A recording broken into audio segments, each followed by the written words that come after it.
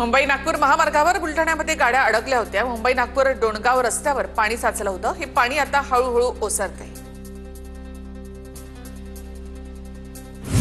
बुलढाण्याच्या डोणगाव जवळील कंचनगंगा नदीला मागील 15 वर्षांमध्ये पहिल्यांदाच पूर आला। डोणगाव जवळून मादरीकडे जाणारा रस्ता त्यामुळे बंद करण्यात आला। अकोला जिल्ह्यामधल्या पातूर तालुक्यामधील झरंडी गावाला पाण्याचा विडा, नदीला पूर, अनेक ग्रामस्थांचा संपर्क तुटला। अकोल्यामधील बार्शी टाकळी तालुक्यामधील पिंजरडा नदीला पूर, बार्शी टाकळी ते पिंजर रस्ता पाण्याखाली, वाहतूक बंद। यवतमाळमधील घाटंजी पारवा आदिलाबाद मार्ग पुरामुळे बंद।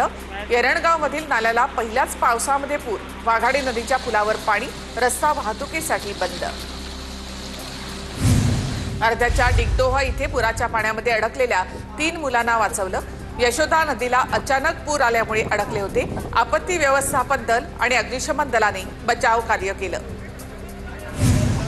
वाशिम जिल्ह्यामध्ये मुसळधार पावसामुळे उतावळी नदीला पूर, परिसरामधील शेकडो हेक्टर शेतामध्ये 4 ते 5 फूट पाणी साचलं।